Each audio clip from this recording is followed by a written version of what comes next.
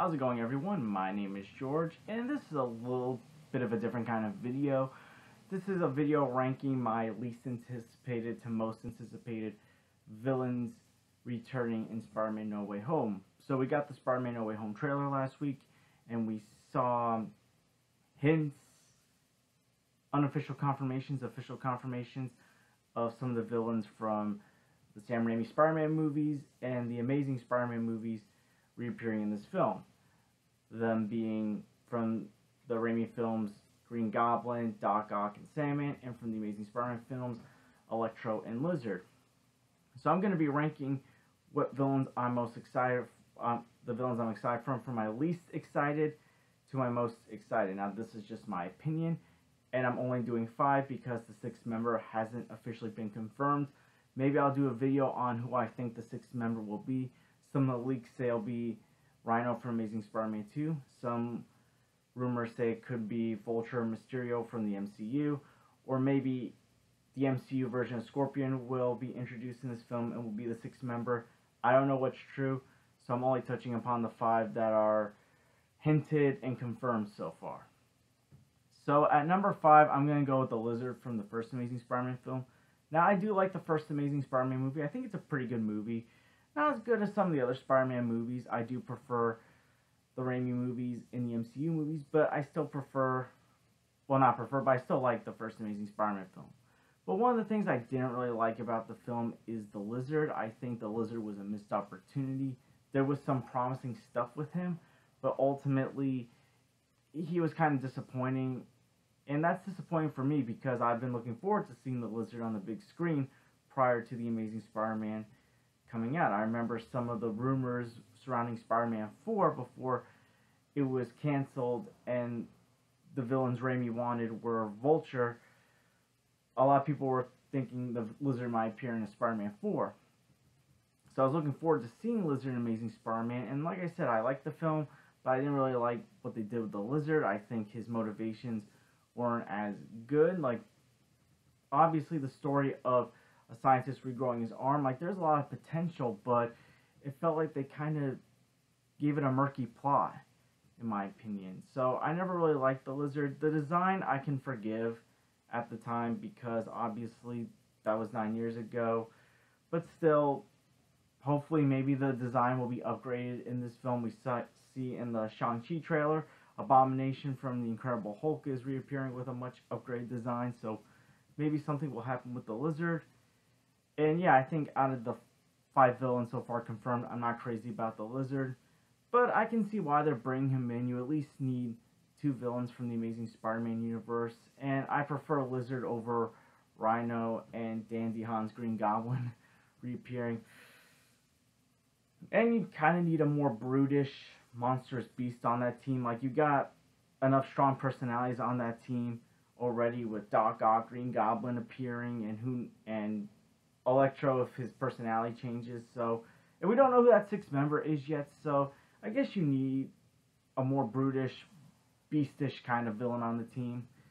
So yeah, Lizard's at number 5. At number 4, I'm going to go with the Sandman. Now, I do like Sandman from Spider-Man 3. I think Thomas Hayden Church gave a very good performance in a kind of messy movie that I still like, but it was messy.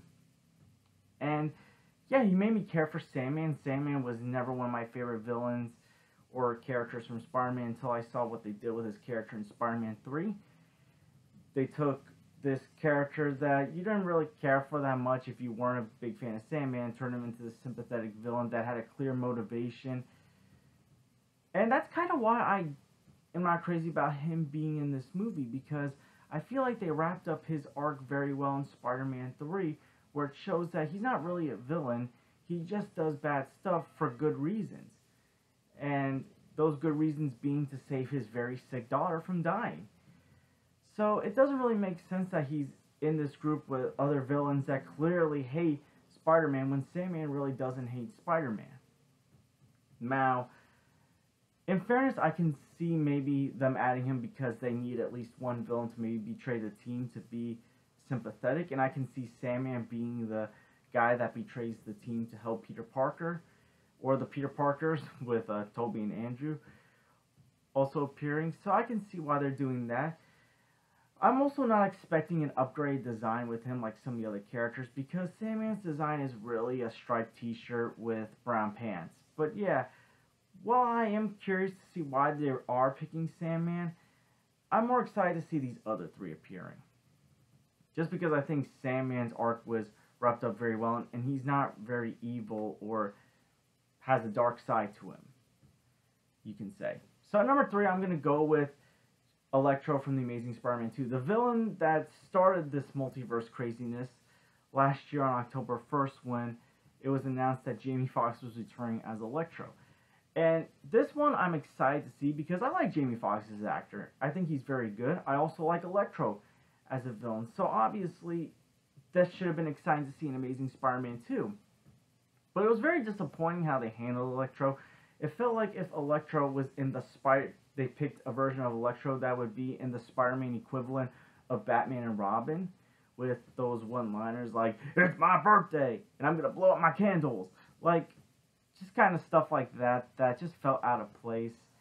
Also, the kind of version they were going for with Electro seemed too similar to the Riddler from Batman Forever. Like, I wanted something a little more original, and I feel like with a better script and a better design that's not, like, all blue, I think Jamie Foxx can do a very good Electro. And with the rumors suggesting that he's going to have a better design, that's obviously a plus. But yeah, I think with a much better script and better design, I think Jamie Foxx can pull this off. Besides seeing Andrew Garfield getting a second chance as Spider-Man again, this is the second chance I'm looking the most forward to seeing. Jamie Foxx actually giving a very good Electro performance. So that's why I have him at number 3. Out of all the Amazing Spider-Man villains, he's the one that I'm fine with seeing returning the most. And it looks like he's going to have yellow lightning instead of blue lightning, so that's a plus. And I heard the design is going to be, it looks like he's going to be wearing a yellow jacket. If you saw some of the leaked images, I don't know how true they are. He doesn't look yellow or anything, unless like when he does do the Electro stuff, he turns yellow. I don't know, but hopefully it turns out better than what we saw in Amazing Spider-Man 2. So 2 and 1 were kind of hard for me to pick, because not only are these two the best Spider-Man movie villains we've seen, but they're two of the best comic book movie villains we've seen. Like, they really put the bar of supervillain movies very high. But ultimately, I had to pick one for 2 and one for number 1.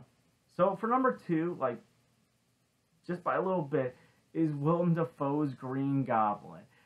The first supervillain to appear in a Spider-Man film in Spider-Man 2002. Willem Dafoe's Green Goblin really raised the bar for not just Spider-Man movie villains, but for comic book movie villains in general. Willem Dafoe gave such a great performance in portraying the Norman Osborn aspect of the character and the Green Goblin aspect of the character. I don't care what people say about this costume design. I don't mind it. It's not all that great, but I don't mind it. But I'm looking forward to seeing the rumored Green Goblin hood that he's being rumored to be wearing. I'm curious to see how he looks in that. But also, according to the leaks, it looks like he's going to be the leader, the main villain. And I'm very excited to see him playing off with Tom Holland's Spider-Man, him playing off of maybe Andrew Garfield's Spider-Man for a little bit. Also, the reunion between him and Tobey Maguire's Spider-Man. Like, I'm looking forward to seeing how he plays off of some of these characters. I'm looking forward to seeing, like, what mischief he's going to be creating in the MCU. And yeah, Willem Dafoe's a great actor, and I'm really looking forward to seeing his interaction with some of the other villains. Because, again, this was the first Spider-Man villain to appear in a film. And it's been 19 years, and he's had such a big influence on the Sam Raimi trilogy, with Harry, you know, going out for revenge after his father's death and then becoming the new Goblin. His influence has been so strong in Spider-Man movies. So that's why he's at number 2. And yes, that was Willem Dafoe's Green Goblin laugh in the trailer. But at number 1, I'm going to go with Alfred Molina's Doc Ock. To me, my favorite Spider-Man villain in a movie. I really like what Sam Raimi did with this character, basically having him start out as like a mentor of Peter's, being Peter Parker's science hero, and then science experiment gone wrong, he becomes this tragic character where At first, he doesn't want to be a bad guy, but the tentacles basically manipulate him, and he realizes, I gotta steal, and the real crime is not finishing my life's work. And again, like, just like what they've done with this character, I'm glad they're bringing back the trench coat design. I'm glad to see Alfred Molina still looks the same, with the exception of the curly hair. The de-aging looks great. And I think Alfred Molina as Doc Ock, he's just the gold standard of Spider-Man villains, Spider-Man movie characters.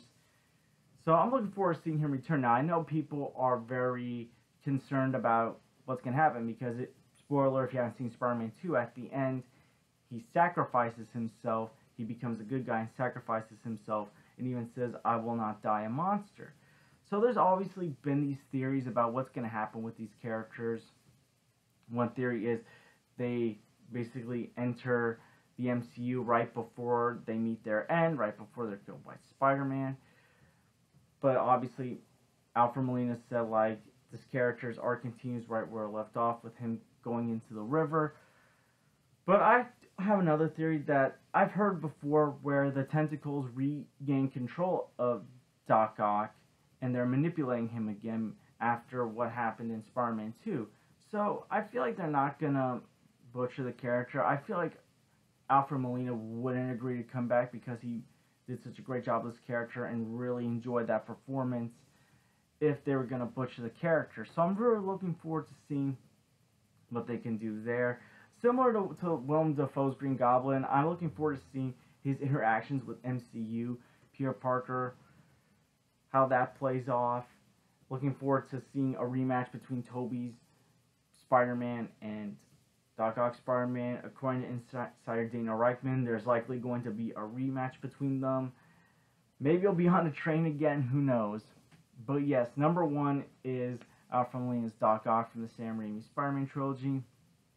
All in all, just to summarize it, the villains I'm very much looking forward to seeing return are Alfred Molina's Doc Ock, Willem Dafoe's Green Goblin, and Jamie Foxx's Electro. The villain I don't mind seeing return, but at the same time ain't that crazy to see return, is Sandman from Spider-Man 3. Although, again, it'd be interesting to see if he turns on the team because he is the most sympathetic out of them. He doesn't have a dark side or is intentionally evil. And then the villain that I don't care about seeing at all, not very curious, unless it's an upgrade design, is the Lizard from Amazing Spider-Man. And of course, we don't know the sixth member of the Sinister Six yet. But yeah, those are my most anticipated villains. And what do you guys think? What villains are you the most excited to see return? What villains are you not excited to see return? And like I said, maybe in the future I'll do a video on who the next member of the Sinister Six could be. So I'm not going to ask that question just yet. But if you want to answer it, who do you think will be the sixth member of the Sinister Six? Comment below and let me know. I want to thank you guys for watching. Please like and subscribe if you haven't already. Please share this with someone that's looking forward to Spider-Man No Way Home. And I hope to see you guys real soon. I hope you guys are staying safe with this crazy weather. If you live by any of the areas where any of these storms are heading, please stay safe. And until next time, guys, take care.